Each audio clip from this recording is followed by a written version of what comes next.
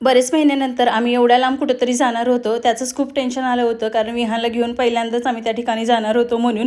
पण त्या अगोदर ना सगळी इथं मी तयारी करण्यासाठी घेतली. प्रवासामध्ये विहानला खाण्यासाठी इथे छान असे मखाने वगैरे भाजायला ठेवले आणि मिशोवरून ना आम्ही हा जीन्सवरचा टॉप मागवला होता. पण मला याचा कलरचा डाऊट होता, सो रिटर्न करू की ठेवू याचं मला कन्फ्युजन होतं.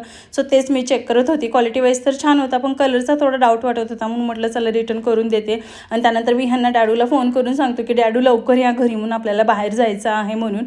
संध्याकाळचा स्वयंपाक जो आहे तो दुपारीच बनवून ठेवला होता. मग इव्हनिंगसाठी छान असं हे पोटॅटो सँडविच केलं, जे की टेस्टला खरंच खूप छान लागतं.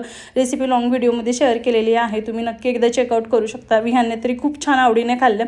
सो हे आल्यावर पटकन सगळं आवरलं आणि आम्ही पुढच्या प्रवासाला लागलो. वेळ तर खूप झाला होता, 5 मिनटं जरी आम्हाला लेट झाला असता तर आमची ट्रॅव्हल चुकली असती.